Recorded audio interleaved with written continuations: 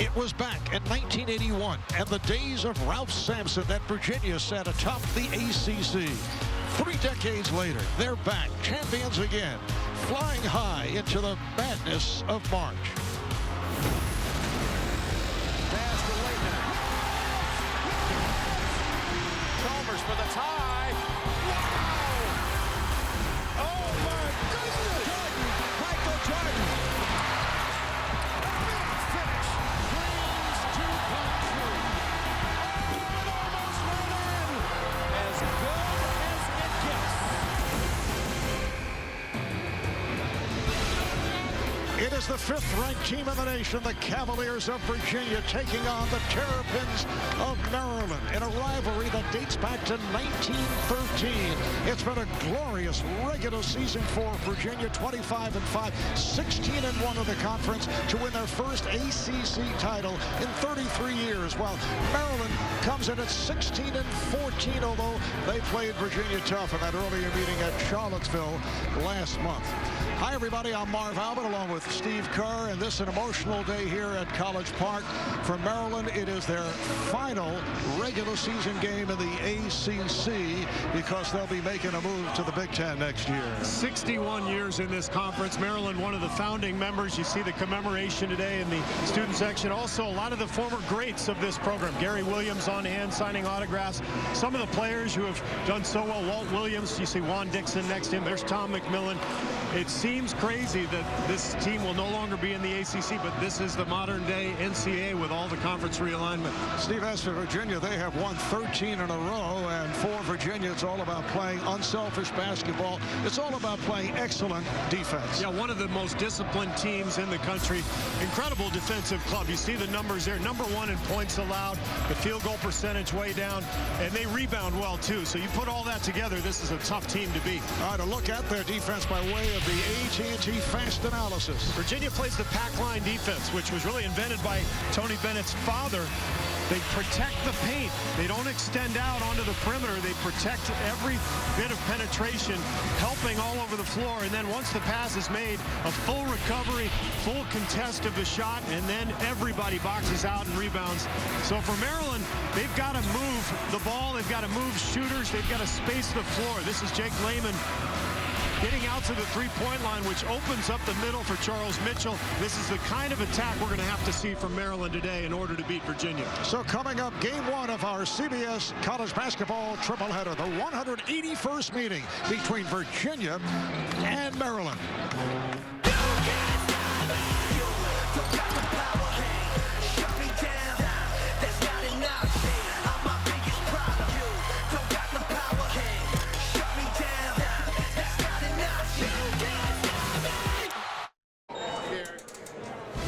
CBS Sports college basketball coverage is sponsored by Mercedes-Benz. Experience truly great engineering today at your authorized dealer.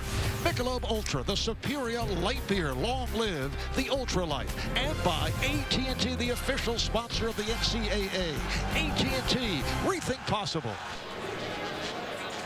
Back at College Park, a look at Virginia head coach Tony Bennett, leading candidate for Coach of the Year honors in the ACC and nationally. The Cavaliers starting lineup so balanced. Malcolm Brogdon is their leading scorer. Akil Mitchell leading the way defensively, and certainly could be Defensive Player of the Year in the ACC. As for University of Maryland, main concern for Virginia is Des Wells. And on senior day, it's senior John Oslander making his first career start as this final ACC regular season game takes place here in Maryland. Terrapins head coach Mark Turgeon in his 3rd year telling us we have to try to keep Virginia off balance, and says that they may try to press the Cavaliers from time to time. Yeah, just to keep them out of their rhythm, and also by pressing Virginia, it means that Maryland doesn't have to guard in the half court for the full 35 seconds. Tony Bennett's teams will execute and screen hard, so cutting down the time you have to defend can be beneficial. The officiating crew: Les Jones, Jamie Luckey, Brian Dorsey, Toby attempting the three-pointer. And Maryland is on the ball. Earlier meeting in Charlottesville, not an easy win for Virginia. In fact, Maryland led by a point at the half. This is the point guard, Seth Allen, backing it up. Allen missed the first 12 games with a fractured foot. We are just underway at College Park. They double up on Allen. Virginia hedging hard on every ball screen, forcing the long perimeter shot. They can't get the rebound. This is something they do better than any team in the ACC. More, they rebound the ball, but the long one that time goes back to Maryland. Once again, Allen surveys the court. Mitchell.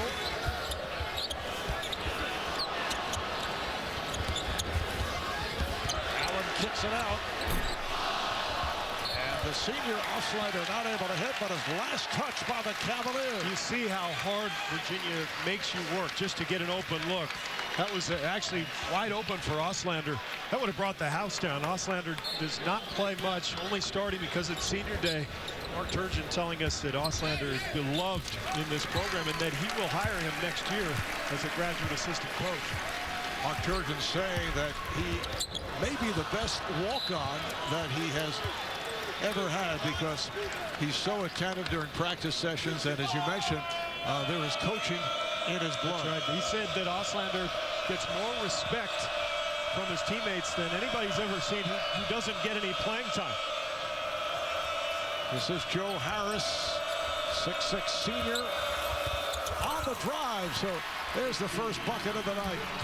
Brogdon, Malcolm Brogdon, who averages 12.5 points per game. It's such a balanced scoring team that he is the high scorer.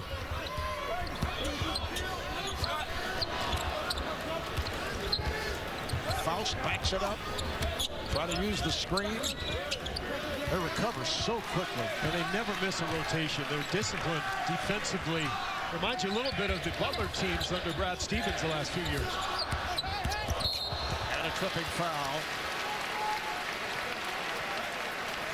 Here was the bucket from Brogdon a moment ago. Virginia executes offensively. They set good screens, and if you leave them an opening, they can attack. Brogdon, an excellent offensive player. Foul is called on Harris. Faust went flying, looks over the bench and indicates he's okay as Allen will throw in. Virginia with a 2-0 lead. We're just underway. That's a three-point attempt.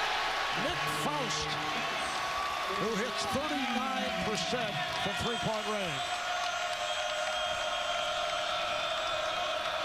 This is Joe Harris. Played so well in the victory over Syracuse last week.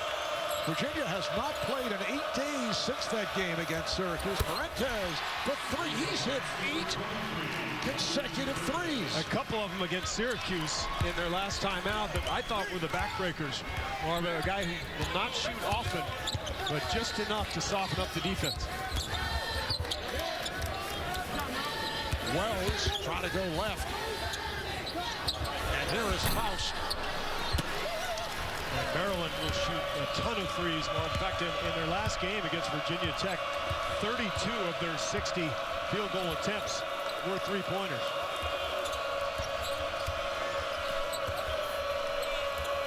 Brogdon. Mitchell. And Harris, tough angle shot from downtown. Rebounded by Faust. Allen on the move. Allen takes all the way. And back come the Cavaliers. Harris, beautiful move, takes to the rim and draws the foul. Joe Harris, first team All-ACC last season as a junior. In fact, Steve averaged 16 points a game, shot 42% from three, but with the theme being balanced, he is now averaging under 12 a game. Yeah, they're balanced, and of course they don't get a ton of possessions either, so everybody's numbers are going to be down a little bit. I thought Harris got away with the travel on that catch and go, but he can do that. He's a shooter with deep range, but a very skilled basketball player and a big, strong body. Good defender. Jake Layman, a 6'8" sophomore, who has struggled with his shot as of late, has come on for Maryland. Harris will sit down. And Justin Anderson, 6'6" sophomore out of Montrose, Virginia, has checked in. A terrific player off the bench. In fact, could win honors as sixth man of the year. They double up on Wells. Smotrich, who just came on. Evan Smotrich, a transfer from Michigan, is averaging 11 a game. Both Lehman and Smotrich coming off the bench here this afternoon. Smotrich, really your classic pick and pop big man. You see the beautiful stroke there. Just makes your defensive rotations a little bit longer. Virginia up by 2. Just a shade under 5 gone by. Anderson. Brogdon. Crowd counting down the shot clock. It's a long 3. Anderson able to knock it down. Justin Anderson had a game-changing block in the earlier meeting against Maryland. That's the reason he's receiving the treatment from this crowd. But that's his game offensively. He will step out deep beyond the three-point line and knock shots down, and steal there by Mitchell. Mitchell puts the move on Smotrich. Comes Lehman.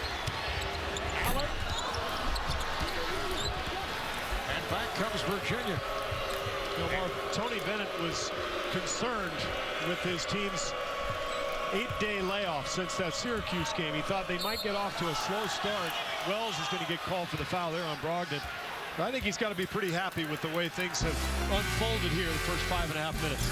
So that's the second on Wells. A 10-5 lead for the Cavaliers.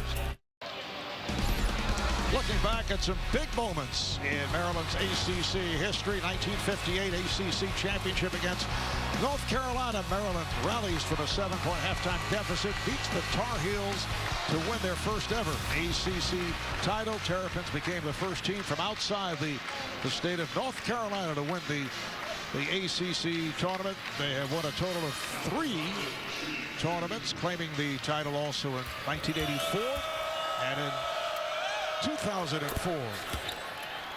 So Virginia with an 11-5 lead. Malcolm Brogdon on the line. He redshirted last season, recovering from foot surgery, and has had a terrific year. Well, he's the guy that Virginia goes to late in the shot clock. You know, they use a lot of time to get through their offense, but when everything breaks down, they don't have an opening. Brogdon usually is the one to create something out of nothing.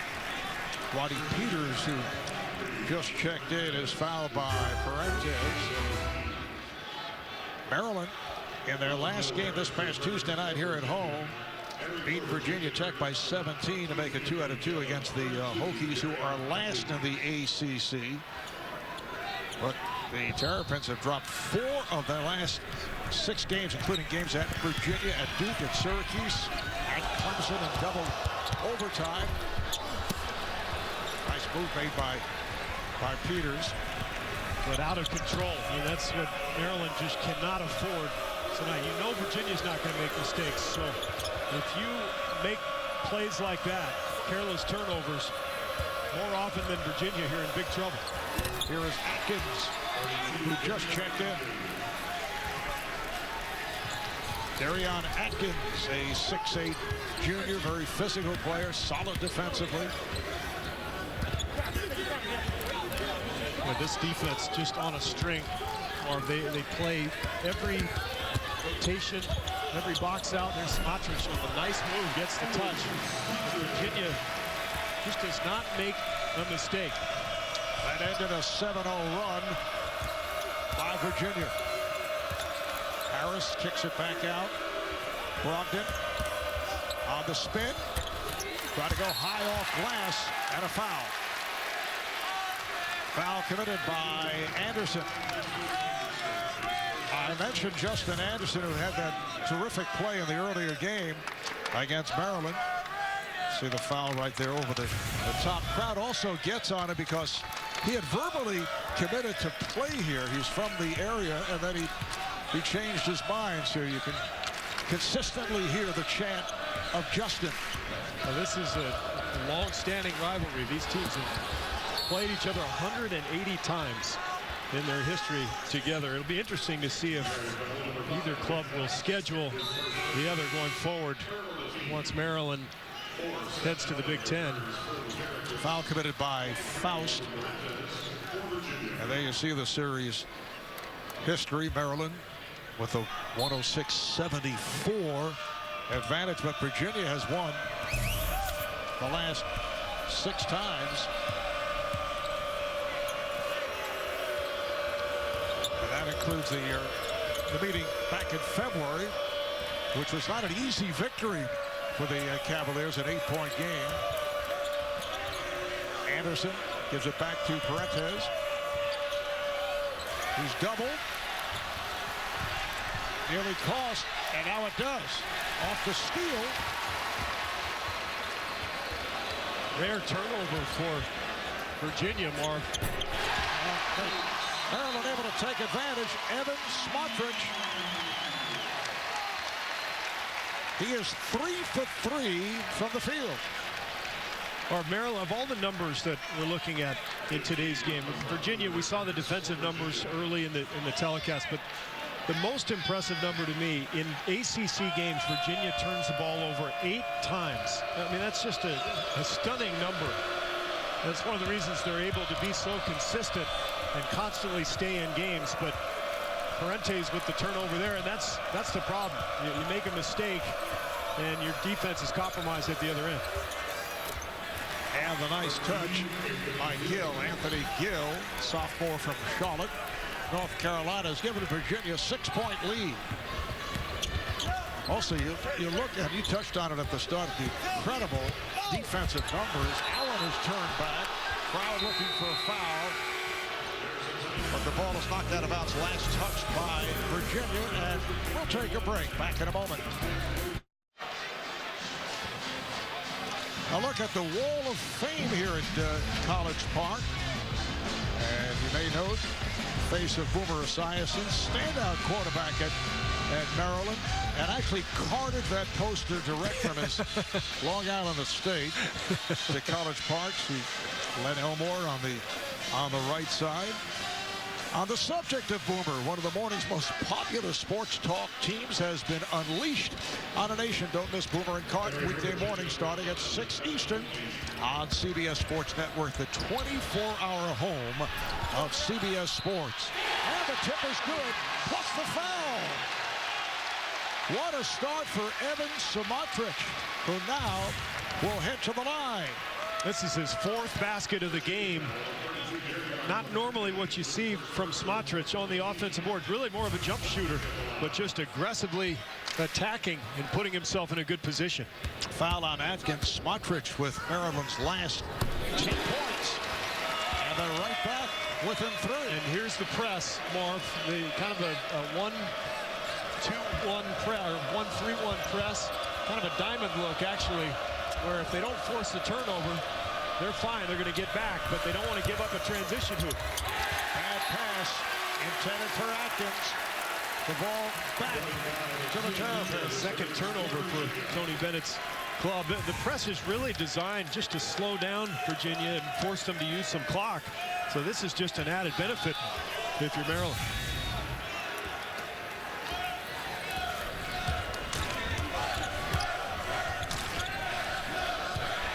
Wells sitting it out for some time after picking up the early 2 fouls. For Maryland, I think the key is getting Allen and Wells. Whoa! What a move by Seth Allen, making a 10-2 run for Maryland. Seth Allen, the sophomore out of Woodbridge, Virginia, who's made it back after missing the first 12 games with a broken bone in his left foot, and that really hurt this team. Well, Allen's penetration is one of the keys. There's Harris getting right to the rim. Nice move there. But when we talked to Tony Bennett yesterday, his biggest concern was the penetration of Allen and Wells, their ability to put the ball on the floor, especially in transition. Now, this one was in the half court. He goes away from the screen, and a rare mistake from Virginia's defense.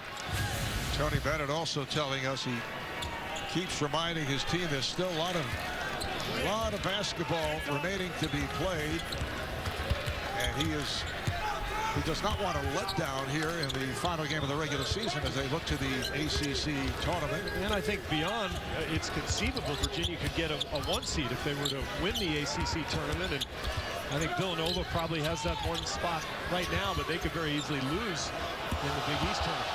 Smotrich gets it down low. Ball was wrestled away from Mitchell and knocked out of bounds. Last touch by Virginia. It's interesting. Virginia's 16-1 in the ACC.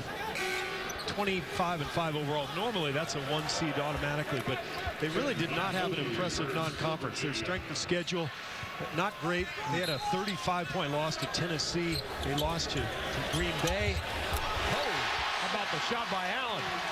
Allen knocks it from downtown. The game is tied at 18.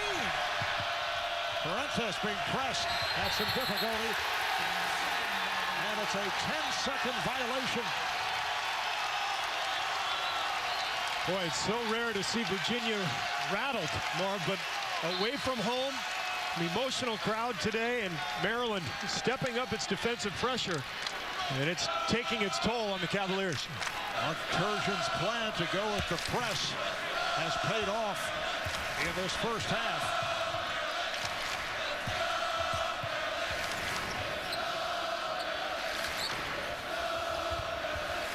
Peters up top. Peters lost the dribble. Recovered by Allen, takes to the rim. Scores! Maryland up by 2.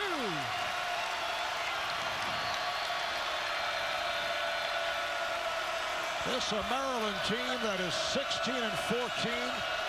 Obviously a disappointing season. They do have a top 10 recruiting class coming in for next season. With just 8-9 in the ACC, they dropped 4 of their last 6. Playing primarily very difficult opposition, going against the number 5 team in the nation. That's a 3-point attempt. And last touch by Virginia. Well, penetration now starting to be a factor for Maryland. They're getting into the teeth of the defense. Beautiful move by Allen. Looked like he was going to make the pass underneath. Kind of hung in the air and finished. And you can see it. Maryland now with some confidence. They've got their feet underneath them. There you see Gary Williams, who just received a standing ovation during the timeout. Gary Williams, the head coach of the Terrapin team that won the national championship in 2002.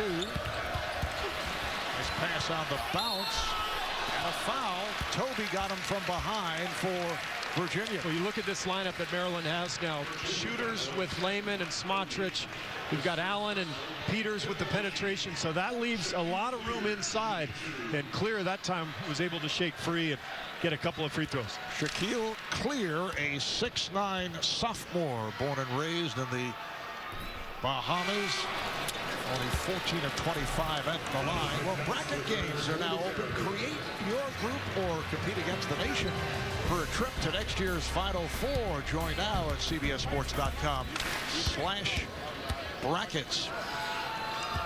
Shaquille Clear, who came on a moment ago for Charles Mitchell.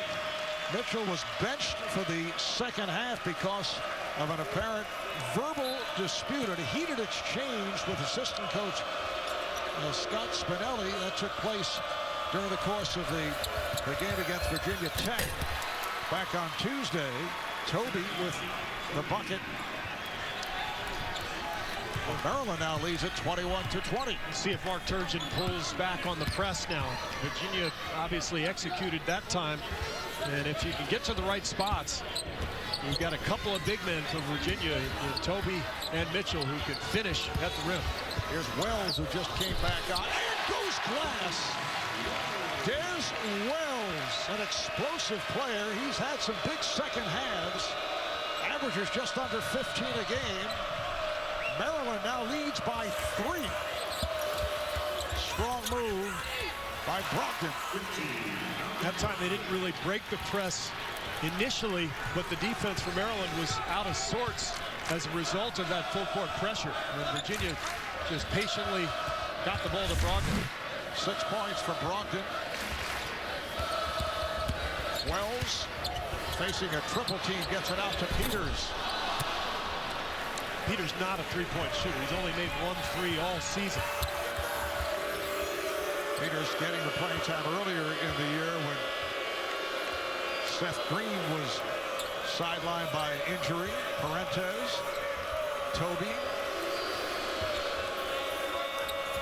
Brogdon, Parentes for 3. And he finally missed. He hit 8 in a row from downtown. And that had tied a school record at Virginia.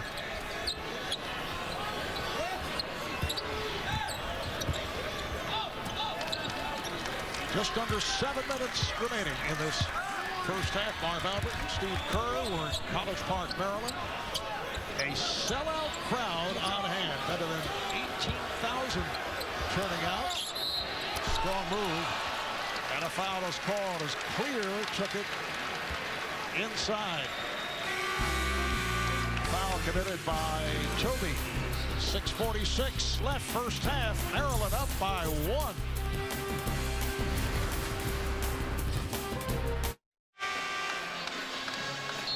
Both clubs shooting well here in this first half. Virginia 8 for 14, and Maryland has hit 9 of 18. But the difference thus far has been the pressing defense being utilized by the Terrapins. Yeah, Maryland has forced 3 turnovers, which isn't a huge number, but more importantly, it's sort of initiated their defense and given them, I think, the edge emotionally. And as a result, Maryland is outworking Virginia on the board. You saw the numbers, 4 offensive rebounds for the Terrapins.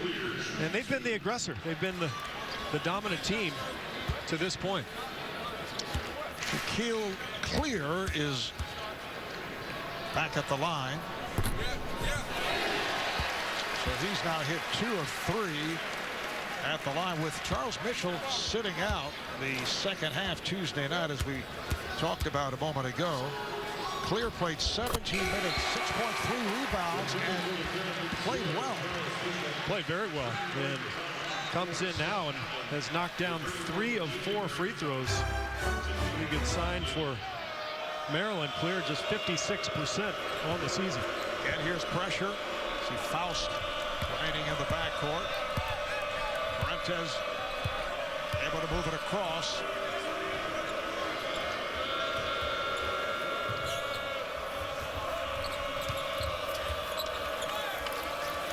Parentes.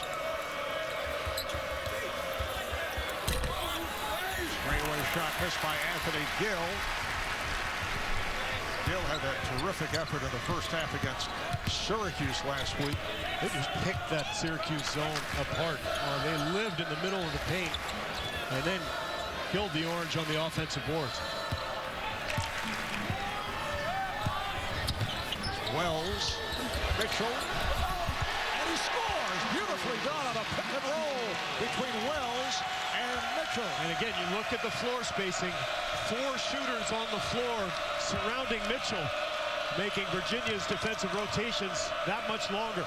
Maryland has scored on 8 of their last 9 possessions. They're doing it against the best defensive team in the nation, allowing just under 55 points a game.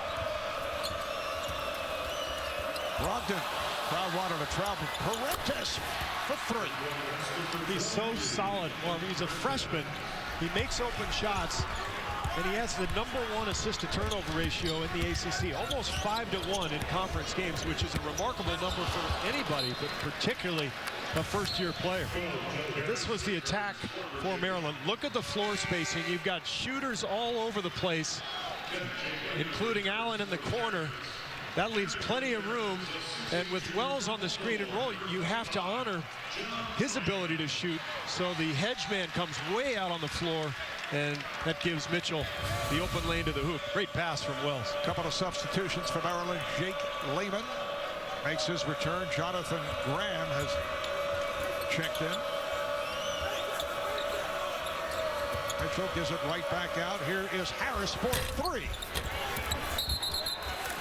the foul is called on Virginia. Looked like they got Anthony Gill. And you mentioned his play against Syracuse. Well, a very active player, gets on the offensive glass, but Maryland doing a nice job boxing out, drawing the foul.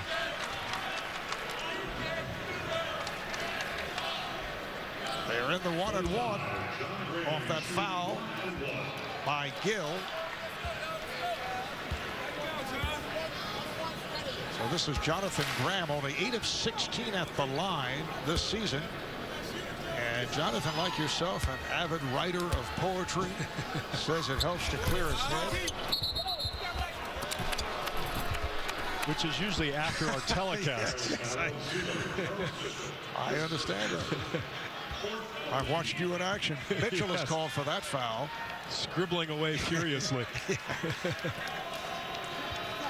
Virginia, the number 5 rated team in the nation, the highest rating since New Year's Eve Day back in 2001 when they were number 4 in the country. Lehman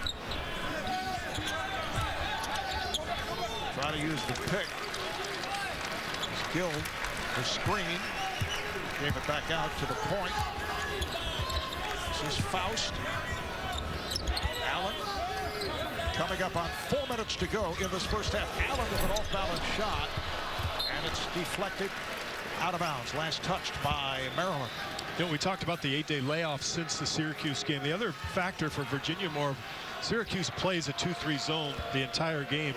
So Virginia has not executed its man-to-man offense since the game before the Syracuse, which was about 11, 12 days from today. So they look a little sloppy offensively. They have not gotten into their usual rhythm.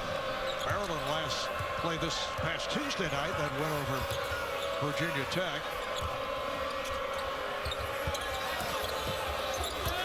Mitchell had it batted away.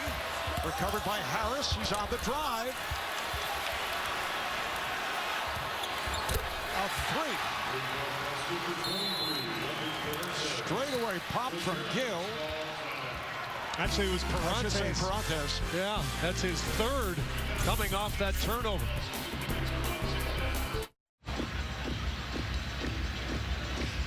Coming up on AT&T at the half, Greg, Seth, Doug, and Clark will get you caught up on all the latest scores and highlights, including which teams have clinched their spot in the NCAA tournament. All coming up on AT&T at the half. Gotta love the Turgeonites sitting right behind the Maryland bench. They all dress like Mark Turgeon. They even have the little gray spot on their hair as Lehman gets fouled. You see Turgeon's got that little gray spot on the top of his head. All the Turgeonites dress like it, get their hair like it. They perform what they call the Turge Surge. Greg Gumbel in New York. Big South Championship will determine the 3rd team in the tournament. Top seed Coastal Carolina will get a spin in the lane. Josh Cameron caps a 10-0 run. Coastal Carolina with a 4-point lead right now. Back to College Park, Marvin Steve. On the left, an honorary Turgeonite. That's Mark Turgeon's son, Will. Right in there.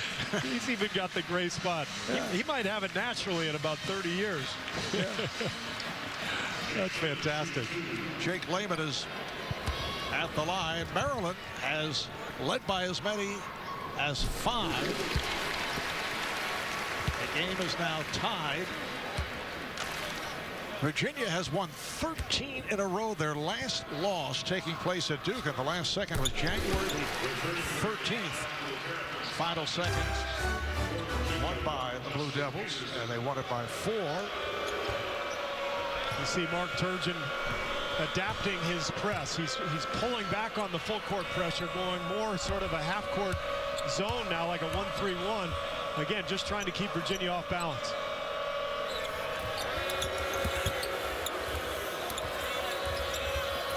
Brogdon. Perrantes. Gill. And a deep 3. Rebounded by Mitchell for Maryland. Lehman was looking for the shot. Flipped it right back out to Peters. They've done a nice job on Lehman, who can get hot. Oh, nice pass. Mitchell couldn't handle it. Mitchell at the other end. This is Akil Mitchell, senior from Charlotte, who has emerged as the team's best defender. And as I mentioned right at the start, certainly a leading candidate for Defensive Player of the Year in the conference. You know, we talk so much about their defense, but this is an active, athletic team at many positions. Anderson from Parentes. And in the end, Marv, if Virginia is going to win this game, that's probably going to be the difference. Maryland just makes a handful more mistakes than Virginia. The talent gap isn't that wide, but Maryland's ability to stay strong, stay solid, and take care of the ball is what wins them games all year. Mitchell pulls his way in and scores. Charles Mitchell, who averages 7.6 rebounds, well, listed at 6'8", maybe 6'6", 6'7". But he can really move. Sophomore out of Atlanta. Cuts it to a 1-point lead with a minute and a half remaining in this first half. Gill got the step. Deflected out. And last touched by Maryland. Well, the game is picked up here in the last couple of minutes. 2 turnovers from Maryland led to a couple of athletic dunks. And then Maryland at the other end, Mitchell with the response. And Maryland back to this zone. They're more likely to play zone when Joe Harris is on the bench, which he is right now. Parentes looking for the deep shot, got it inside to Mitchell. And now handled by Allen for Maryland. Great help from Evan Smotrich coming over from the weak side. Smotrich opened things up earlier in this first half by hitting 4 or 5 for 10 points.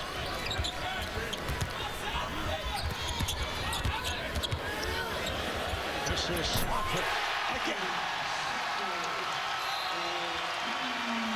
A transfer out of Michigan. Mark Turgeon had been working with Evan. They like to see more positive body language. Everything has been positive about Evan Smotrich in this first half.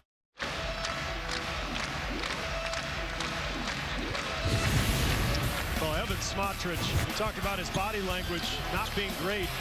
I'll bet it's good today. I mean, he is lighting it up out here for Maryland, really stretching out the Virginia defense. Also scored inside there on the offensive putback. But the big factor, Marv, is his shooting ability, because you see how hard Virginia hedges on those high screens. And then the recovery is awfully difficult when you have a big man like that who can shoot it from range. Smotrich 13 points in 14 minutes of playing time.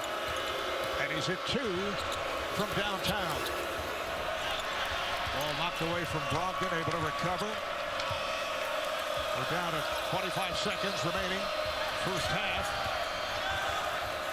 Parentes, a deep 3. Yes! Continues the red-hot shooting. That's 4 threes in the first half for Parentes. And he's 11 for his last 12 from beyond that three-point line. Final seconds of the half. Allen for 3. And that is the end of this first half here at College Park, Maryland. Virginia with a 1-point lead. The Terrapins hanging in right here. Let's send it over to Greg Gumbel in our New York studios. Thank you, Marv. Coming up on AT&T at the half, Clark, Seth, and Doug join me with scores and highlights, including our second team into the tournament field. After this message and a word from your local station. CBS Sports presents AT&T at the half. AT&T. Rethink possible.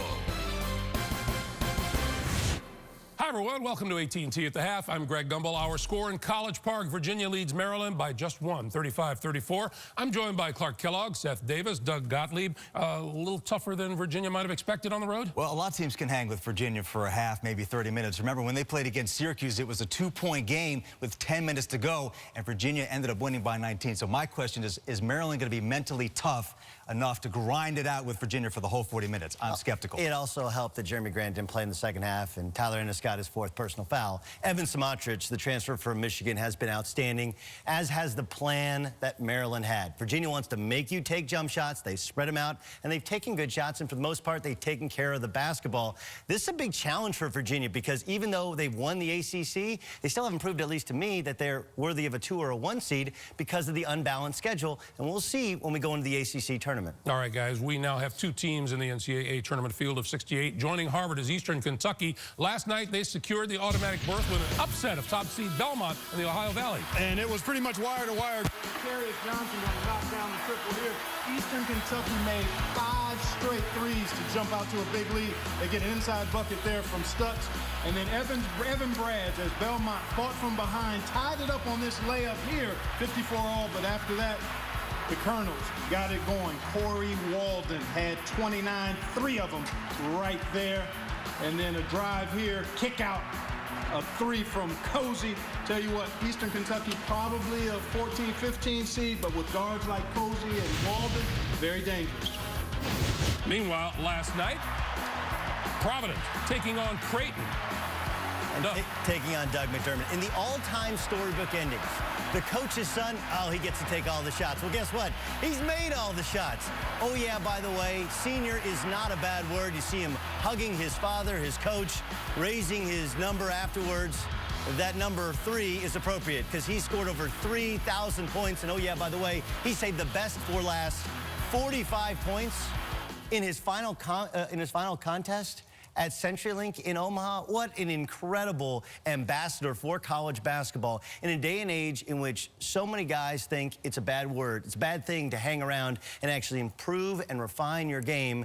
Doug McDermott has proven that you can be a legend in college and the pros can wait. He will be a first-round draft pick, but he's going to be a legend. Those numbers are going to be hard to top in the Missouri Valley and now in the Big East. It's a great story. Meanwhile, in the Big South, we're looking for another entry into the NCAA tournament. Seth, Winthrop taking on Coastal Carolina. Yeah, NCAA tournament is well underway, folks. One team wins, the other one goes home. That's Badu Jang going to drive it in, put Coastal Carolina up by 4 early on, and from there it was the Josh Cameron show, the 3, and then he's going to spin in the lane. That capped a 10-0 run. They lead it by 10 at the half, 20 minutes to go, and they are dancing. Chanticleers. We'll take a quick time out here on AT&T at the half. Who's number 1? Our guys weigh in with their NCAA tournament top seeds after this.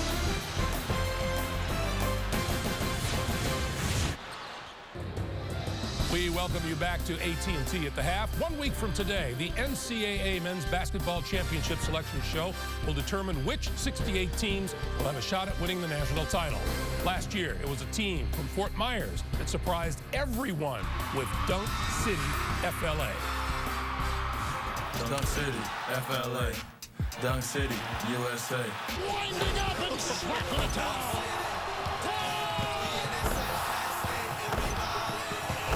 Dunk City, so pretty, Dunk City.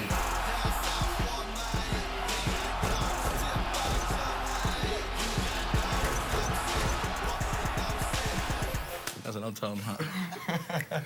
And here they are, Florida Gulf Coast, looking to make it back to the tournament again this year. They are playing in the Atlantic Sun Championship later today. Clark Kellogg picked them as the team to watch last year. He gets grumpy if we don't give him his just due. So let's hear your number 1 seeds this year. Well, I think it's pretty locked in that you've got Florida, Arizona, and Wichita State on the one line from my perspective.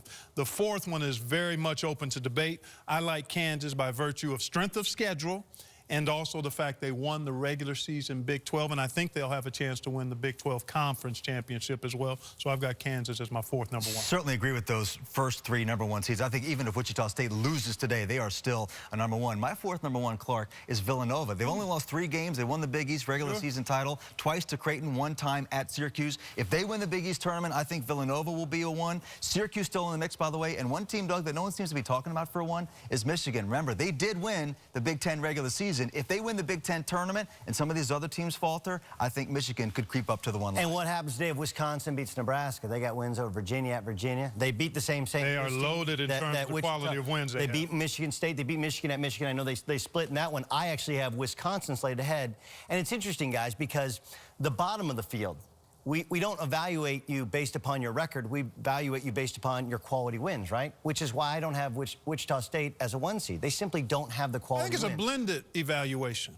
Yeah, listen, I would agree with that. I mean, the undefeated record is impressive. Yes. There's no other way to slice it, okay? But the fact is that no other team in their conference is even in the discussion of being an NCAA tournament team. So essentially, they beat in the bottom half of college basketball, 24 wins over 100-plus RPI. Okay, those are teams that simply aren't part of the discussion. I would throw in the eye test evaluation with Wichita State. That is a quality team that will compete with any of those top teams. We don't have the data. But their non-conference strength of schedule is ranked 36th in the country. They've played a good enough schedule to be a 1 seed. Okay, but isn't Louisville, don't they pass the eye test? Didn't they sweep SMU? Healthy debate. Did they sweep UConn? Disagree as you will. Nobody can disagree that Wichita State's looking for a place in basketball history in the Missouri Valley Conference Championship, which is coming up after Virginia, Maryland. Thanks for watching AT&T at the Half. We'll get you back out for the second half of Virginia and Maryland after this.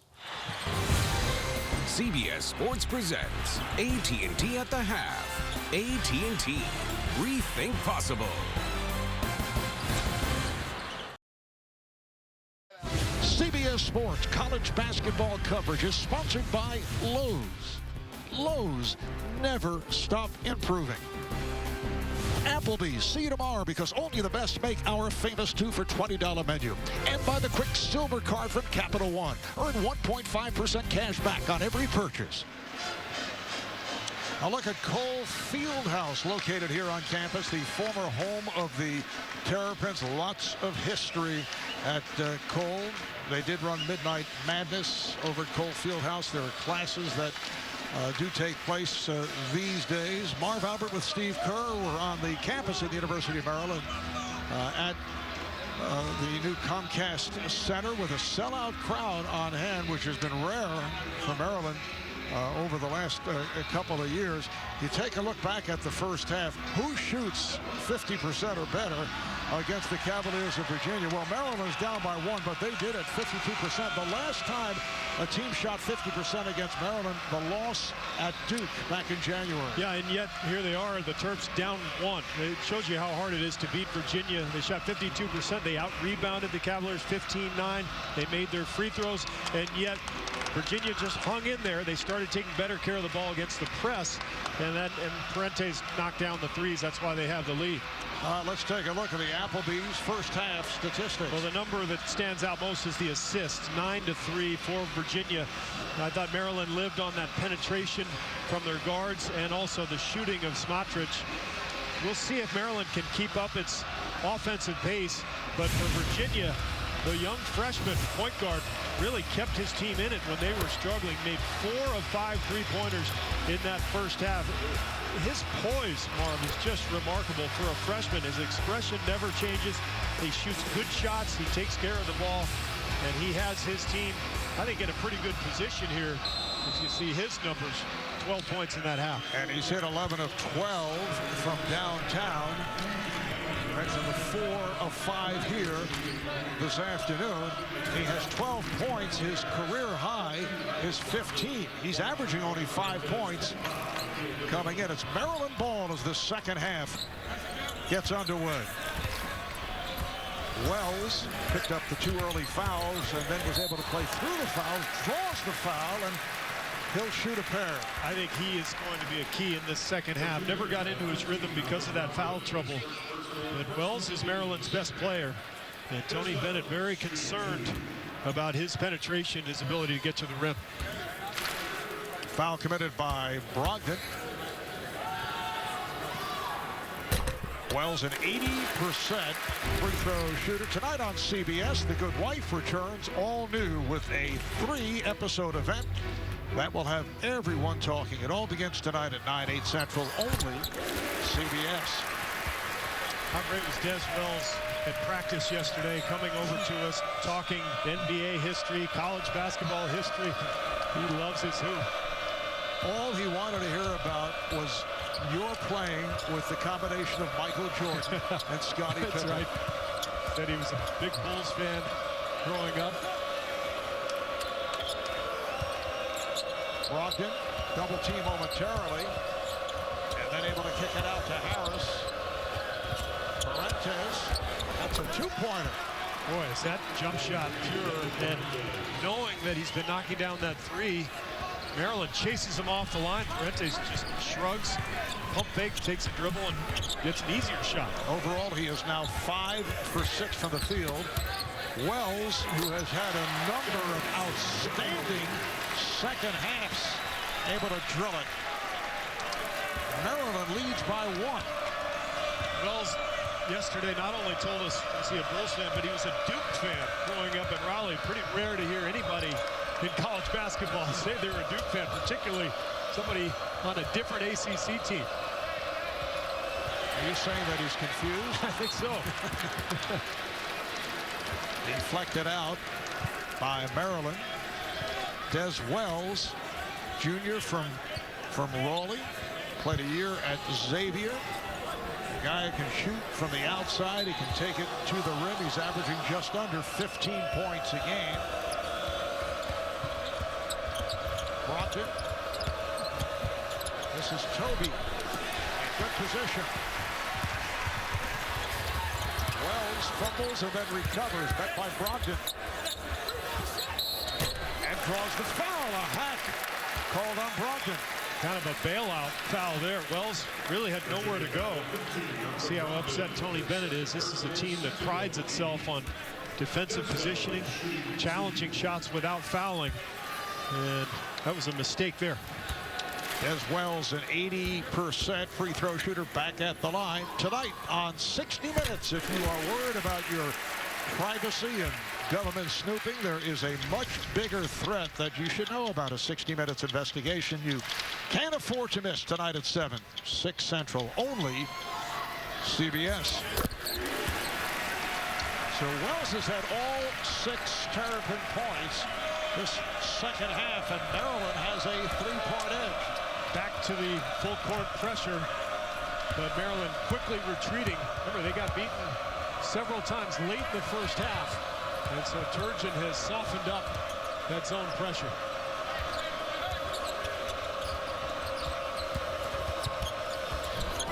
Coming up short, run down by Lehman.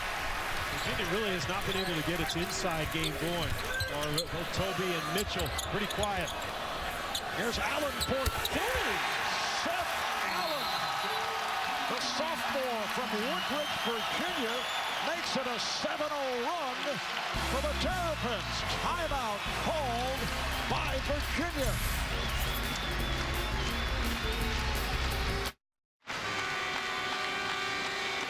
It is a 6-point lead for Maryland on 5th-ranked Virginia as we take a look at the AT&T Fast Analysis. We talked a lot about Virginia's pack line defense. Here's an example of it in the first half. They're going to pressure the ball, but really help everywhere else.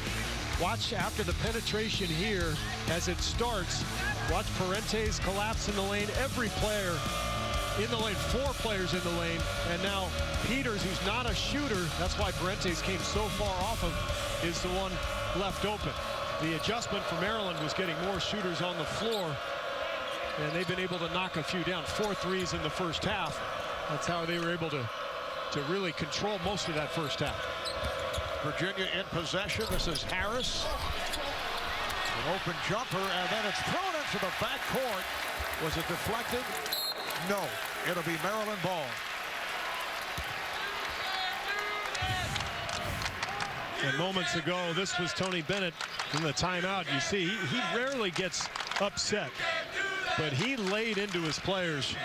I think it feels like they just aren't quite in sync in this second half early on. Maryland, to their credit, has taken the game to Virginia, but the 2 fouls against Wells on penetration, I think, set back Virginia's defense a little bit. And this is what Tony Bennett was concerned about with a game like this that really has little meaning for Virginia.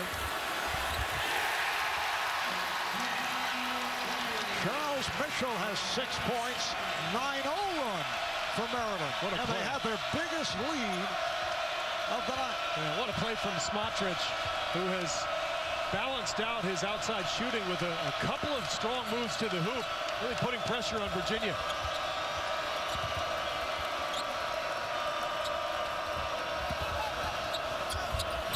Whoa. was a shot attempt by Harris. Here comes Wells. Lehman blocked. And Brogdon moves it back.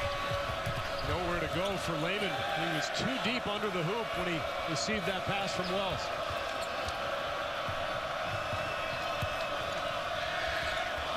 One bounce pass. Mitchell is blocked and a foul. Foul committed by Shaquille Clear.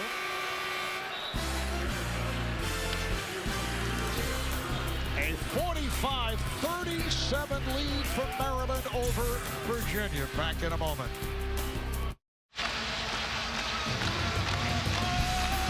Coming next, a chance to dance hits home at the Missouri Valley Conference Championship as undefeated Wichita State takes on Indiana State right here on the road to the Final Four. CBS Sports. It has been a festive day here at College Park. Tom McMillan, former Maryland star, just introduced to the crowd. I'm not sure any state takes more pride in its state flag than Maryland. And of course, the Terps are wearing a uniform. How about that free throw from Mitchell? He's only a 43% free throw shooter. You can hear the chant of air ball for that first attempt, but hits the second. First points for the Cavaliers in 3 minutes and 15 seconds. Ends the 9-0 run by Maryland. 7-point lead for Maryland. Seth Allen facing the double. Faust had a good look there. Remember, he knocked a three down in the first half. I think that's a shot you have to take against Virginia. All over Mitchell, got it to the corner to Wells. And a foul. Or did he step out? No, apparently Mitchell stepped out. Stepped out of bounds. Well, Virginia is so good with their rotations that when you do have an open look, which Faust did in the corner, you've got to take it. Even if you miss it, good chance for an offensive rebound because you've extended the defense so far out. But when you pass up a shot like that, it really takes the offense out of rhythm. Light pressure used by Maryland. They came out with full force pressure at the start, as Mark Turgeon promised, and it certainly had an effect on the game. They did pull it back, and Virginia did finally adjust. That's deflected out, and it's last touch by Akil Mitchell. So the ball back to Maryland. Yeah. Tony Bennett going with a smaller, quicker lineup. He's taken Toby out, and that's a good call by the officials. Got Anthony Gill and Mitchell in as his bigs. This is probably his most athletic lineup, and we're going to see an offensive foul there on Clear. That is a second foul. And now substitution. Malcolm Brogdon checks back in for Virginia. And with Harris going to the bench, we may see Mark Turgeon go back to that zone, which he played a little bit in the first half. Brogdon only 2 for 5 to this point. Does have 5 assists. It's Brogdon with it. Parentes, he's had the hot hand. Gill sets the pick. Brogdon on the drive. Draws the foul. Well, it's pick your poison if you're Maryland. If you're going to play man like they did there, you're going to give up some opportunities for penetration from Brogdon. If you go zone, which Turgeon did a little bit in the first half, you got to worry about Parentes, who has hit 5 shots, 4 of them three-pointers. Brogdon, a 90% free throw shooter. He's the best foul shooter for Virginia. Tomorrow, only 3 more new episodes left until the big series finale. Don't miss a single one. How I Met Your Mother. Final season continues tomorrow at 8, 7 Central, only CBS. 5.5 gone by. Second half. Maryland shot 52% against the best defense in the country in the first half. And they lead it here by 5. They've lost the last 6 games to Virginia. Allen. The tip is missed by Mitchell. Back comes Parentes.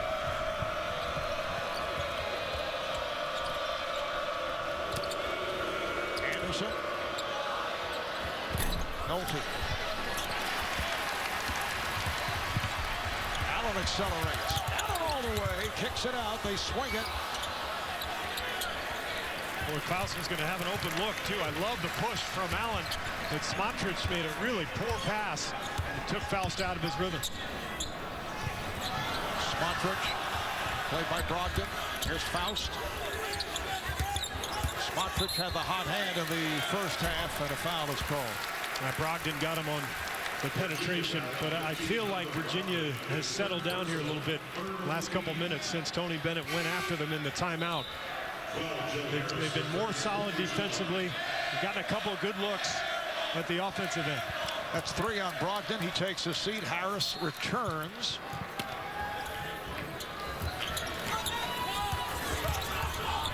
Nice pass. Mitchell. Backdoor on the hop from Allen. And as soon as I say they've found their defense again, somebody blows a rotation. 7-point Maryland lead. With a shade over 13 to play. Parentes, nice fake on Allen. Kicks it out. Rejected by Mitchell, but a foul. He thought he had it clean, but the foul is called. That's 3 on Charles Mitchell. Here's the missed rotation from Virginia. Just a pick and roll, and you see Harris and Nolte get confused. One of them should have been there. And then here's the foul. This looked like a pretty clean block to me. And Shaquille Clear sure thought it was clean. Oh, that was Mitchell, excuse me. Mitchell has bounced back very well from the benching this past Tuesday. And Mitchell and Clear have combined to play very well this afternoon. Now Clear will return for Mitchell. Following the benching, Mitchell remained in the locker room. It's the Virginia Tech game last Tuesday, accompanied by Juan Dixon, who's a special assistant to the head coach, Mark Turgeon. And Mitchell, they said, would not face any further discipline. He's played very well here tonight. Juan Dixon, Maryland's all-time leading scorer, on the bench for Maryland. And pass. So the ball back to Virginia. There's Juan Dixon. Beloved here. Most outstanding player in that 2002 Final Four. There's his coach, Gary Williams. Juan was voted outstanding player at the Final Four, then played in the NBA for 7 years, a first-round pick of the Washington Wizards. Once again, Anderson hears it from the crowd. Harris kicks it out. That's a three-pointer attempted by Parentes. Missed from underneath by Anderson, and then deflected out. Last touch by Maryland. Well, even when Parentes misses, his shot looks good. It's just a really nice, solid stroke. Puts nice arc on the ball. And again, the poise as a freshman, remarkable. Gill got the step. It counts, and now it's being waved. Let's see. Yeah, waved him off. Waved it off, yes. But the foul is called. No basket. Foul on Clear. I thought this should have counted. There was a slight hesitation as he made the jump stop, and the official decided that the call was before the move. I thought that should have been a continuation. Second foul on Clear. Straight away pop. Gill now with 5 points. So Virginia is 2 of 9 from the field in this second half, and they're down by 4. They have won 13 in a row. The last loss at Duke, January 13th. Lehman. Parentes is on it. Well, I don't think there's any doubt that Virginia is the best team in the conference, but you know, with 15 teams now in the ACC as Anderson gets fouled, it's an unbalanced schedule, and I just think that it's unfair. You know, Virginia only had to play the top teams, Pitt, Duke, North Carolina, once each. Syracuse as well. Changes everything in terms of the standings. CBS CBS Sports college basketball coverage is sponsored by the 259 horsepower Regal from Buick. Yeah, it flies. CenturyLink, your link to what's next. And by Buffalo Wild Wings, wings, beer, sports. Well, a host of ACC memories here at College Park for Maryland as their final regular season game in ACC history as it makes its way into the Big Ten next season after 61 years in the Atlantic Coast Conference. It's going to be an interesting move for Mark Turgeon and the Terps. I think the Big Ten in general is just a better basketball conference. So this is a team that has been trying to find its footing in the ACC. Now they go into the Lions' Den really against some great programs. But as you mentioned earlier, he does have a top 10 recruiting class coming in. Harris with a strong drive, and he is fouled by Lehman.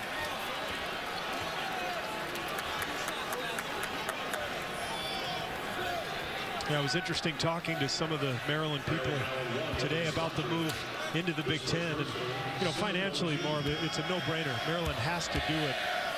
Not only for what it means to the athletic program, but also the university as a whole. Entering the Big Ten conference changes everything.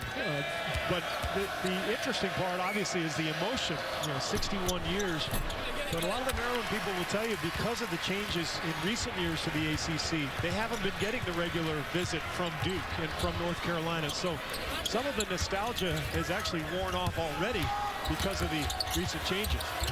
Wells, an impossible shot. So Des Wells, it's been almost traditional for Des to come on strong in the second half. Now has 10 points in all, most of which have been scored in the second half. Maryland up by 5.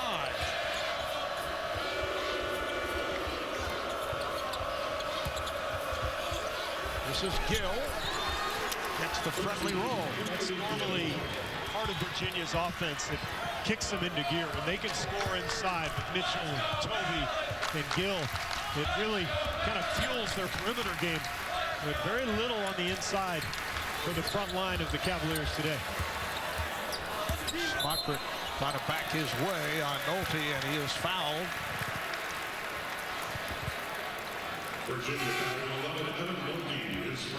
That's the 4th team foul on Virginia. Maryland over the limit. Virginia Cavaliers at 25-5, 16-1 in the conference.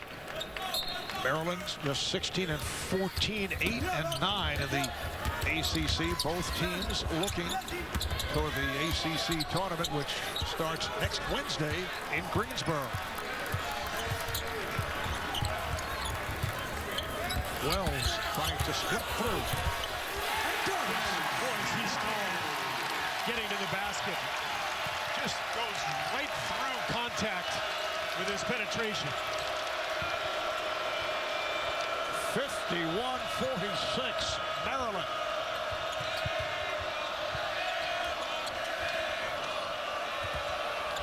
Gill got the step, and he is fouled. Remember, we talked about the pack line defense cutting off penetration. Sometimes you get a player who's just too big and too strong. A little late help from Nolte. Wells just powers his way in the nice left-hand finish. Foul committed by Charles Mitchell. That's number 4. Gill is 1 of 2 at the line. Anthony Gill, a transfer from South Carolina. Clear and Mitchell both on the bench now for Maryland. So a very small lineup, a good shooting lineup for Mark Turgeon. Smotrich and Lehman really playing the bigs. And you've got Allen, Wells, and Faust. This is a really good offensive lineup, but can they hold up at the other end? Here's Allen, rejected. Harris run into, but able to maintain possession. Brogdon, Anderson, Gill. Gill backing his way. Kept alive by Brogdon. No shot blocking at the rim for Maryland, so look for Virginia to really look to attack off the dribble.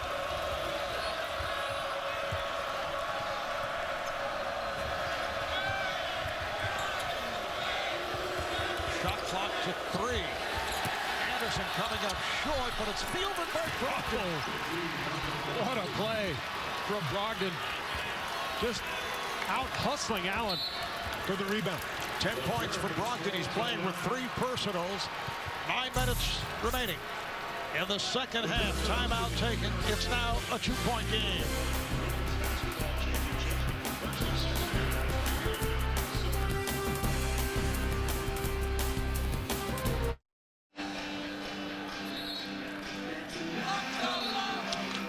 (51-49) Maryland over Virginia. The Virginia defense appears to be kicking in. Maryland just 3 scores the last 7.5 minutes since they led by as many as 8. Marv Albert, Steve Kerr at Comcast Center on the campus of the University of Maryland, College Park, Maryland. Well, you saw the graphics. Smotrich has not done anything in the second half. Clear comes back on the floor for Maryland. Trojan was not comfortable with that lineup. Layman coming up short. He's attempted only 2 shots. He's 0 for 2 from the field.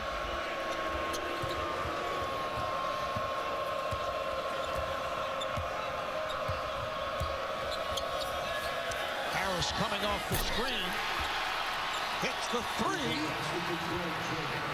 And Virginia with a 1-point lead. This is what they do, Marv. I mean, this has not been their best effort today, but they just hang in there. They grind you defensively, and then they execute on offense. Really nice play there for Harris. Allen went front rim. Well, you look at Virginia. How about only 2 players average double figures, 6 players average close to 7 points a game. So they play so unselfishly. They're so good at the defensive end. They're so balanced, and they're so poised. And the possessions are longer. They really make you work defensively, which brings some of those numbers down. But they do get good shots because they continue to screen and cut hard. Mitchell. Crowd wanted to walk. Down to 7.5 remaining. Second half. Allen with that hesitation move. Allen to the bucket and draws the foul.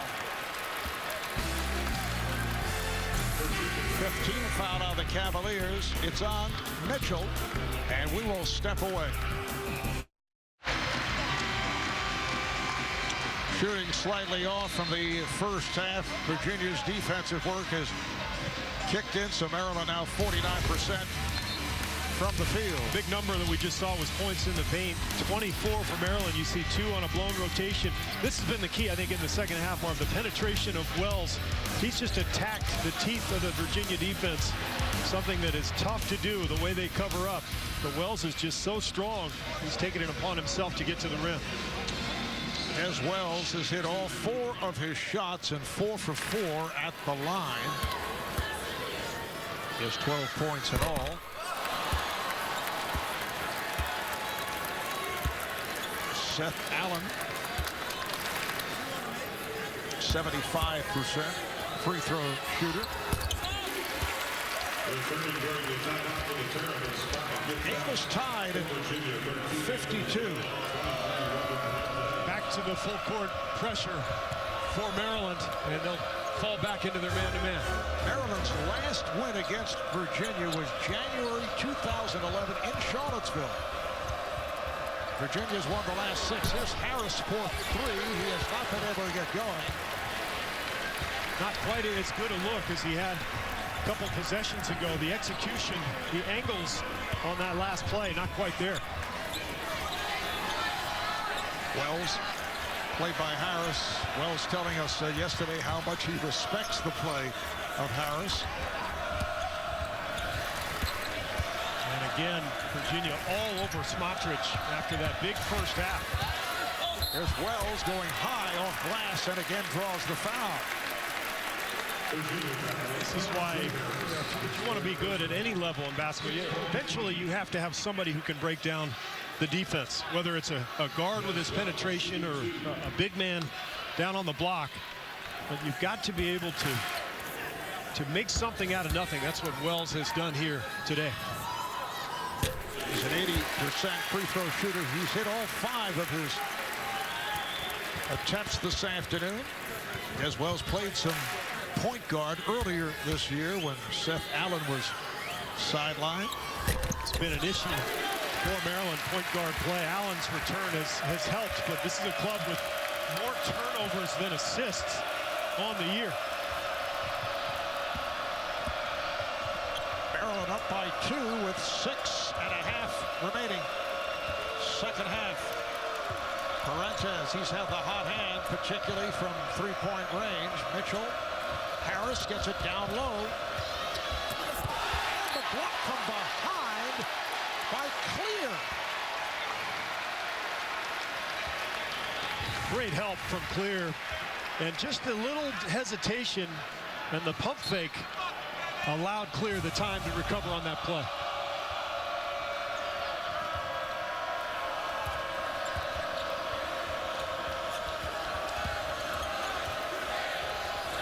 Shot clock out of 3. Harris. Gill comes up short just to get it off.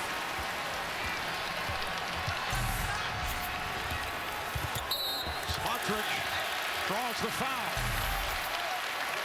Evan Smotrich out of Reading, Massachusetts. Last Sunday at Clemson at that double overtime loss had the hot hand. And smart play. You know, anytime you can get out in transition against Virginia, you've got to do so. You know their half-court defense is tough to penetrate. And Maryland has done a nice job pushing the ball ahead, getting a few opportunities like this one, which resulted in a couple free throws. Mitchell will sit down, and Evan Nolte makes his return. Smotrich a 77% free throw shooter and misses on both. So Virginia with the ball, trailing by 2 with 5:45 left, second half. Nolte. And the long rebound is kept. Allen almost picked it off. It'll be Virginia ball. And Nolte's had 2 wide open looks from that same spot in this second half. Really nice execution. Just hasn't been able to knock them down. And then the nice play from Allen, hustling to knock the ball away.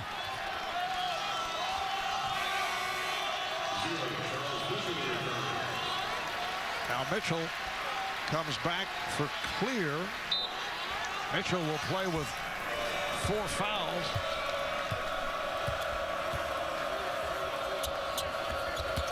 Brogdon twisting his way to pick up the call. 2 shots for Malcolm Brogdon. This game has really slowed down. A series of fouls and free throws. Neither team knocking down perimeter shots this half, other than the Harris 3 a few minutes ago. Brogdon, an excellent free throw shooter, 90%, and as I say that, he goes front rim. He hit his previous 4.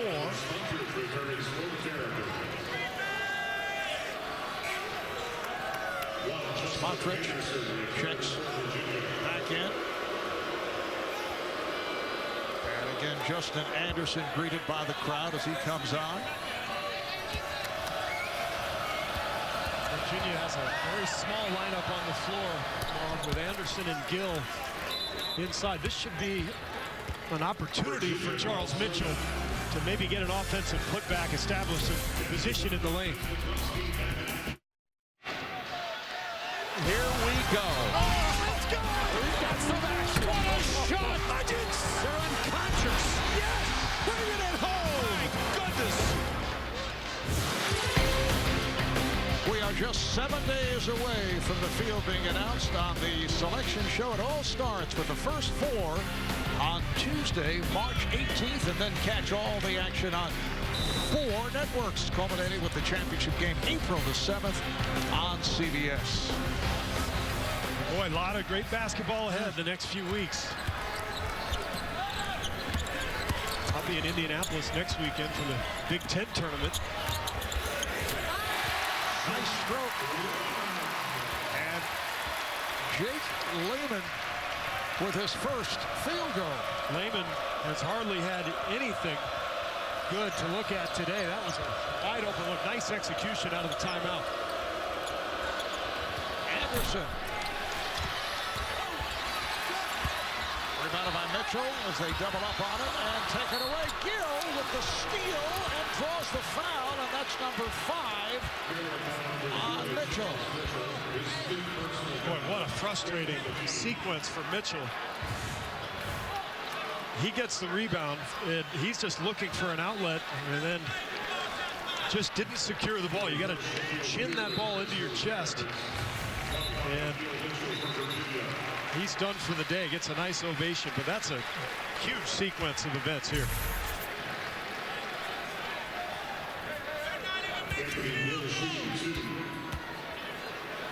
So Mitchell departs with foul number 5. And Clear checks back in, but Gill not able to take advantage. Gill only a 61% free throw shooter. And this could be an Achilles heel for Virginia going into the NCAA tournament. Not a great foul shooting team other than Brogdon. A lot of these guys really struggle from the line. Maryland with the ball up by 2. Looking to pull off an upset. Yes, it is a home game for Maryland, but still, they're facing the number 5 team in the nation.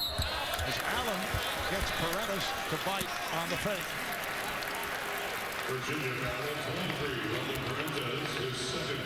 Second on Parentis. Free throws for Allen, and the penetration from Allen and Wells is taking its toll. Not only have they gotten to the rim and scored, but they're starting to draw fouls now, too, from the Virginia players who are so conscious of their penetrating. They're just getting their hands on them. 1-1 now for the Terrapins. Seth Allen, 75% free throw shooter. Averages 13 points a game. Maryland 3 timeouts remaining. Virginia has 2 with 4.5 to play. See some light pressure shown by Maryland. Virginia gets it up court.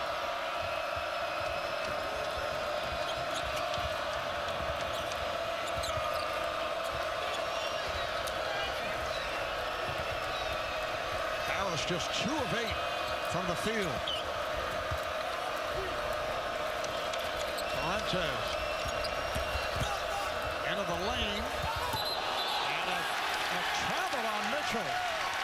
He's had a rough afternoon. He has. Maryland is flying around to the ball defensively. They look like Virginia right now at this end. Hedging hard on screens, recovering to shooters. There's the travel on Mitchell. He just doesn't quite have confidence in that little 12, 15-foot shot.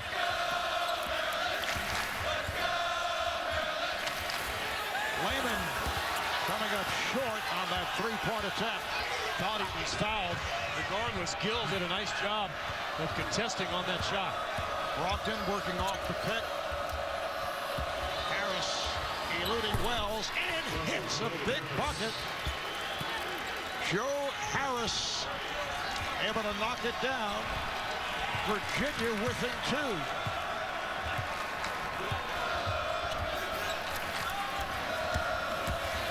Wells making the turn, and he is fouled. A lot of whistles in the second half. More free throws coming for Dez. Some more Maryland ACC memorable moments. February 2002 against Duke. Before the end of the first half, Steve Blake caught Duke's Jason Williams, and he picked his pocket, went the other way for the layup. Maryland stunning top-ranked Duke, 87-73 in their final meeting at the Cole Fieldhouse. And then Maryland head coach Gary Williams. If Jason is watching, I'm sure he's happy to see the video. Yeah, exactly.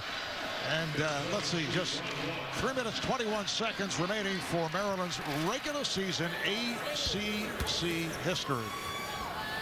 So much history as Wells knocks down the front end of the 1-and-1. Think about some of the players who played here. Saw Steve Francis here sitting near Gary Williams earlier. We talked about Juan Dixon. How about Len Bias, Albert King, Buck Williams. Walt Williams is here doing radio. Right. And there's one. Walt is the radio color commentator for Johnny Holiday. Yep. Maryland up by 5. A huge second half again by Des Wells for the Terps. Harris in a big bucket a moment ago, and now a foul is called. It is on Maryland, so it's double bonus. Virginia one away from a double bonus situation. Foul is on Seth Allen, and that'll put Harris at the line for 2. He's a 62% free throw shooter. Which seems wrong. You look at his stroke from the three-point line, better than 40%. He should be an 80% free throw shooter minimum. Brogdon taking a seat. He'll come right back. Well, hits both. And it's a 2-point lead for Maryland. Just under 3 to go in the second half.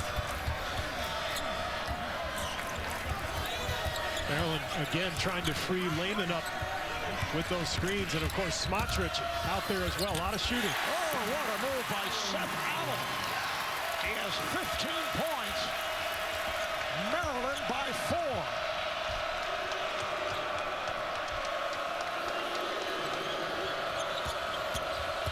Parente coming up short.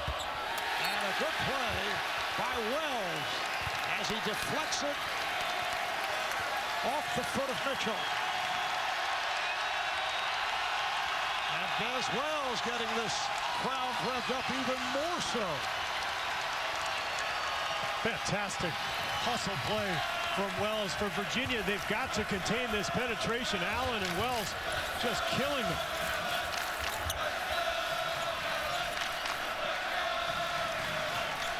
We've hit the 2-minute mark remaining in this second half.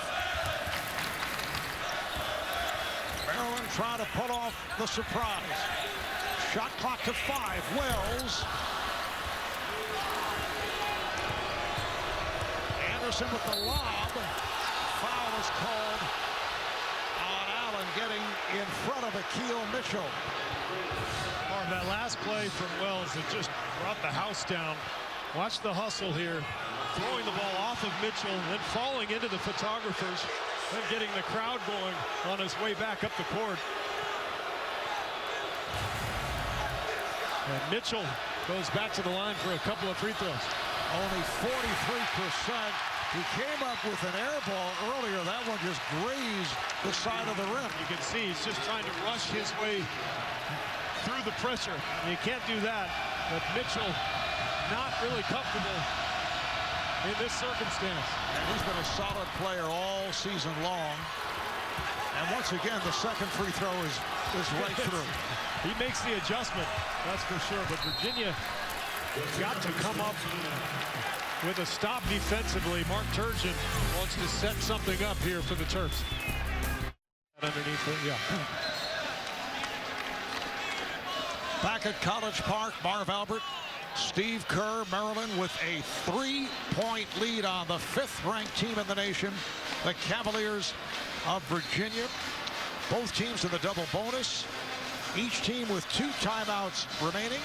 Missouri Valley Conference Championship is next right here on CBS. Wichita State looking to stay undefeated going up against Indiana State. Well, for Maryland, Clear comes back into the game. And remember, the penetration of Wells and Allen has been the key. Because you've got the shooting of Smotrich and Layman, you've got floor spacing. Look for some kind of pick situation for one of these guards for Maryland to try to get back into the lane. Shot clock to 10 as Allen backs it up on Parentes. Wells had it knocked away. The steal by Brogdon. Well played on that little dribble handoff. Brogdon gets it down low and a foul. So 2 shots coming up. Well, you see what Turgeon drew up. Little dribble handoff, but Harris fights through the screen. That's what Virginia does so well. They never give up on a play and just gets his hand on the ball. Now Gill heads to the line. 61% free throw shooter. Lehman was called on that foul. Remember, a potential #1 seed on the line for Virginia. If they can pull this one out and win the ACC tournament, I think they have a real shot to be on that one line.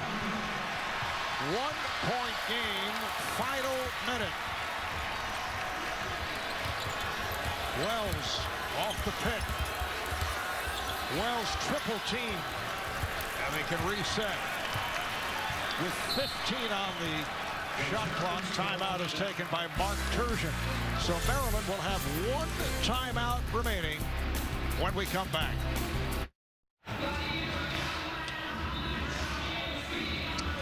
Terrapins of Maryland trying to come up with their first win against the Cavaliers of Virginia since back on January 2011 in Charlottesville. They've lost the last 6. And they've also lost several recent close games in the ACC. Syracuse, Pitt, Duke, some of the best teams in the conference have knocked off Maryland by 2 or 3 points. This is an opportunity for Jeff Turgeon's club to right the ship a little bit. And remember, Virginia is in a close game pretty much every night. They're used to this situation.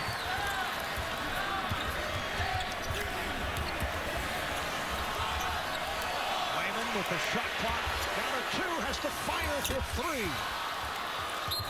And the ball back to Virginia with 26 seconds to play. Just terrific defense from Virginia. Will Tony Bennett call a timeout? It doesn't appear that he will. He's going to get his shooter back on the floor. Nolte comes in for Mitchell. We've got a very small lineup. Look at this lineup, pretty much all guards. So I would look for the floor to be spread and probably get the ball into the hands of Brogdon on penetration. You don't want to wait too long to attack, because if you miss, you still want to play the clock and get another opportunity. Parentis comes across. We're down to 16 seconds. 1-point lead for Maryland.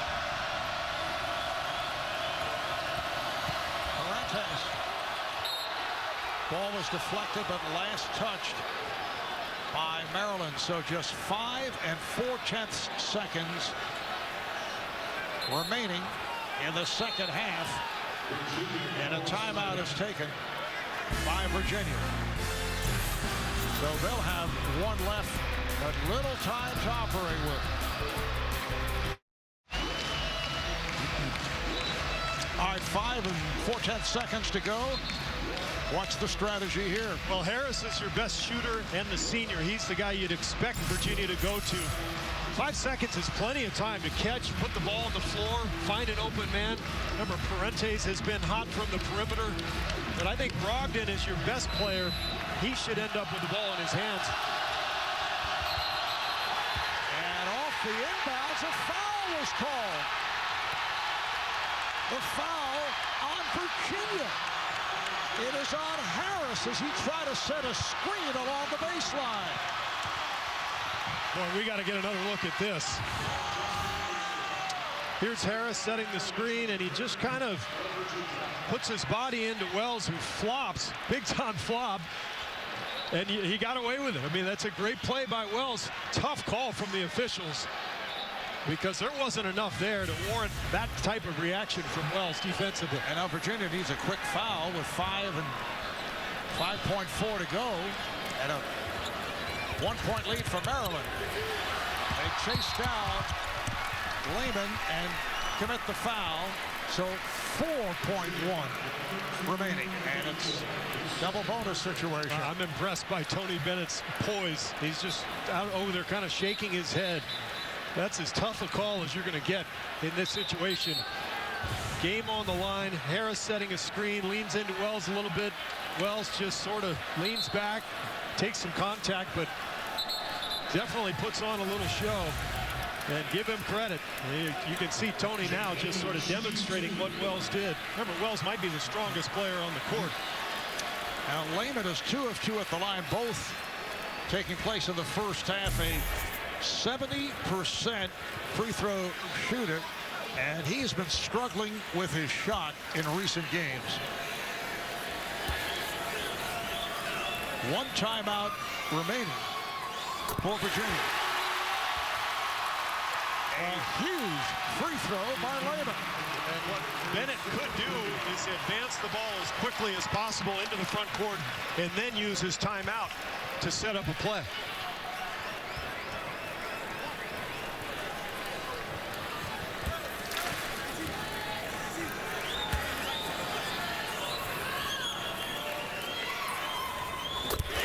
Lehman hitting on both.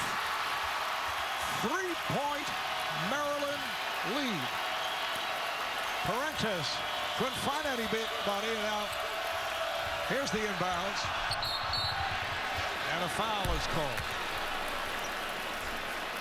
With 2.8 to go. I like it. Take the foul here. Don't let them get that three-point shot off. You've got 2 free throws coming, and now, of course, the big thing is for Maryland, you're going to have to rebound what you would expect to be a miss on the second one. Brogdon's got to knock down the first, though, just to give his team a chance. Foul given by Lehman, and Brogdon was that 90% free throw shooter we've been talking about. He's able to hit on the first. Here's Shaquille Clear checking in for some size. And a timeout with 2.8 remaining.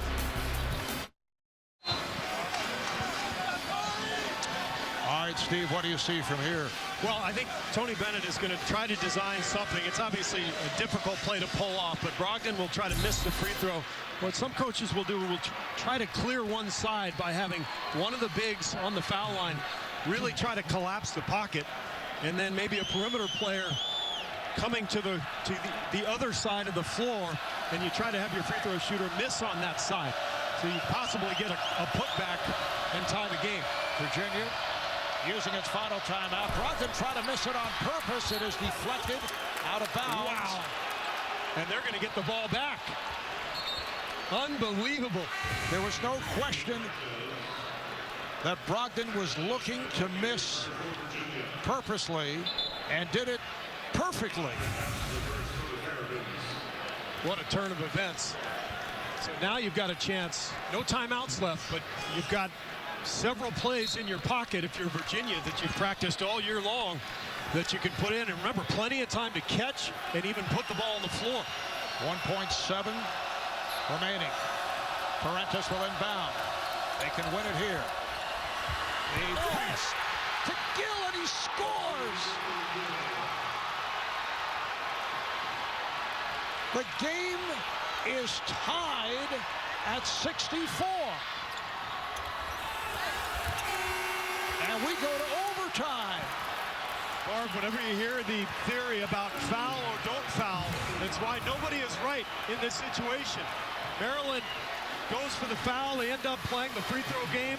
And Virginia, after an offensive rebound that goes out of bounds on the missed free throw, runs a perfect underneath play for Gill. And we've got 5 extra minutes.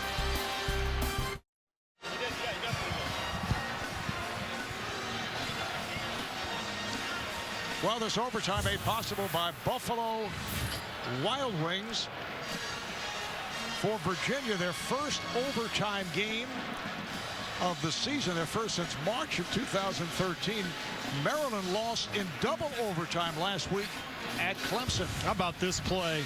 This is something that I guarantee you they've practiced over and over again. Just a simple screen the screener type action. The deception was the shooter, Brogdon, going to the corner, and you saw how that made Wells slide over, and then Gill gets the back pick. Perfect pass from Parentes. And this is why you have to practice these situations all year long. If you don't have a timeout left, you have to be prepared. Everybody on the court has to be ready to go in and execute the play flawlessly without the benefit of that timeout. Virginia, not surprisingly, as well coached as they are, they get it done. As you see, that last overtime game for Virginia came against Maryland. A victory for the Cavaliers. Now you wonder, I mean, you look at the look on Mark Turgeon's face, the dejection, the emotion, the life has been sucked out of this building. These fans were ready to storm the court on that last second play. Now all of a sudden they got to go to 5 extra minutes. Can Maryland recover from the gut punch? Maryland able to control the tip.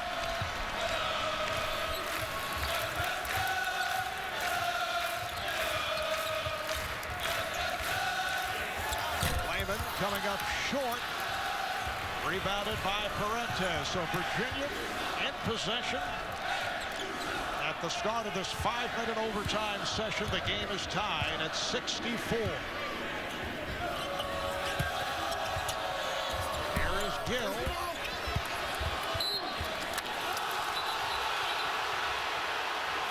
The officials conferring as to who deflected, who touched it last. And it will be Maryland ball. We'll take a look. So we don't quite get the replay, but a good piece of officiating. The officials getting together to talk it over, and I think they got it right.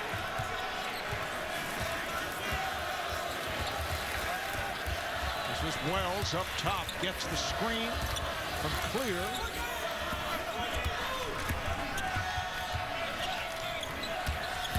Wells on the drive, he beat Mitchell, and then he is blocked. Mitchell came from behind to get a piece of it. Now, for those of you who want to see the Missouri Valley Championship between undefeated Wichita State and Indiana State, you can now watch it live at CBSSports.com. Allen. Allen getting loose. Seth Allen with the nice move. He has 17 points. Maryland up by 2. That's just a great play on that out of bounds. We just saw Virginia run one of its own to tie the game. Mark Turgeon calls a beautiful play on that one to free up Allen. Brockton passing on the screen. Harris for Virginia. Play by Wells, who knocked it away. Nice play defensively by Des Wells. I think if you're Virginia, you've got to protect the paint at all costs. Smotrich and Layman have not been making shots. So you got to take a little extra time to help before you recover. Allen again. Seth Allen with a couple of field goals to open matters here in overtime. He has 19 points. And Maryland with a 68-64 advantage, just under 3 to go in this 5-minute overtime. The driving hook by Brockton is blocked. Well, Maryland has responded, haven't they? I mean, I wondered if they could get off the deck.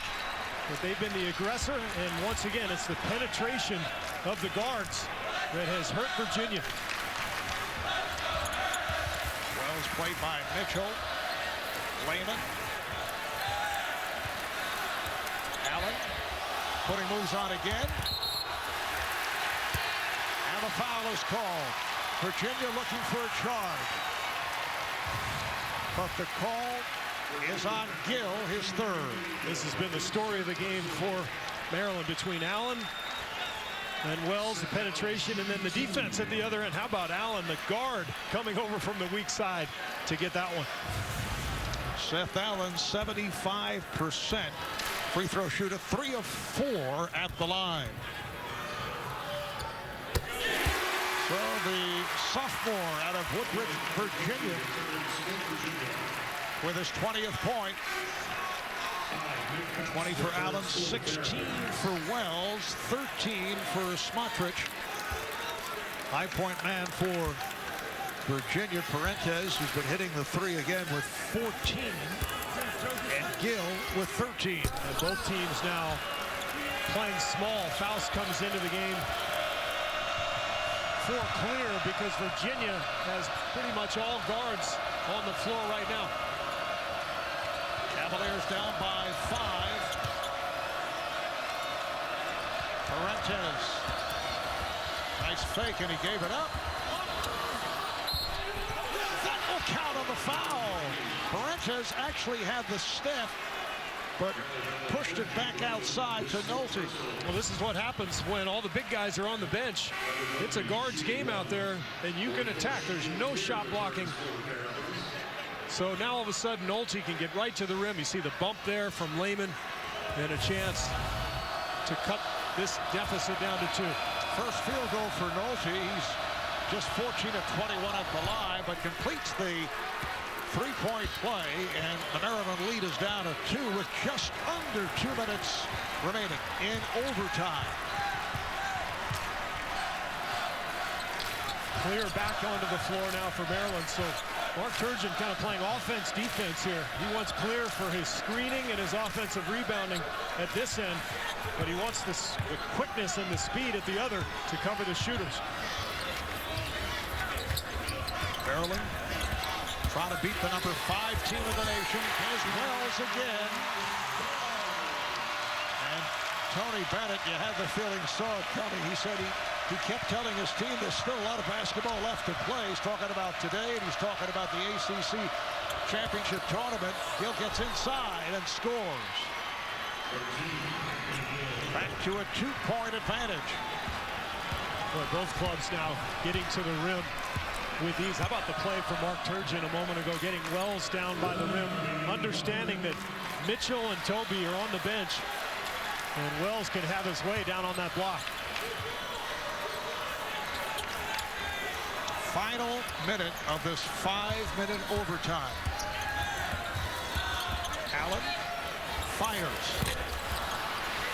Back tap kept alive by Lehman. And it was Clear who got his hand on the ball just before the Lehman rebound. And again, that's why Clear is on the floor. He's the biggest guy by far on the court, with Virginia going small, so he's able to muscle his way in there right over the top of Gill. And he causes that extra possession as Lehman retrieves the ball. Clear 6'9", 265. Nolte on the foul.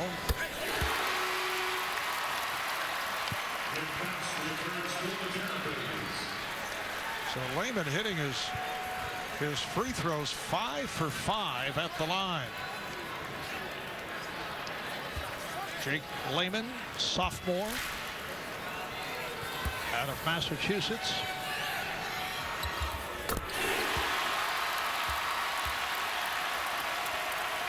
Maryland by 4, 35 seconds left in OT. Gotta go quick here. Brogdon. That's a 3-point attempt. And a foul is called, which will send Lehman back to the line. Nolte attempted the 3 that went off. We're down to 21 seconds remaining in overtime. Maryland leading most of the way, led by as many as 8 against the number 5 ranked Cavaliers of Virginia. Cavaliers came back in the final seconds to send it to overtime, but the free throw shooting of Jake Lehman, 7 for 7 at the line, has now given Maryland a 74-69 lead. Now you've got to push the ball and get a 3 here quickly if you're Virginia. And Maryland, of course, knows that. Parentes, who has a hot hand from downtown, can't find any space. Harris does. Maryland very fortunate, Marv. Virginia will retain possession, but I thought Harris was fouled on that 3-point attempt. Deflected out instead by Maryland. Just 7.9 remaining as Virginia faces its first loss since back in mid-January to Duke. That's an air ball. Final seconds as the ball ends up deflecting out of bounds. Steve, be careful. Here comes the dopey new concept in college basketball, storming the court. Plenty of security surrounding the baseline here as this one comes to a close. And here they come. 75-69 victory over the 5th-ranked Cavaliers of Virginia. Maryland ends its 61 years of ACC regular season play with a huge win. They had lost 6 straight to the Cavaliers. Thanks to our producer, Victor Frank, our director, Andy Goldberg, and our statistician, Brian Taylor. Steve Kerr, Marv Albert saying so long. Coming up next, the Missouri Valley Championship. Undefeated Wichita State takes on Indiana State. Overtime win here in Maryland.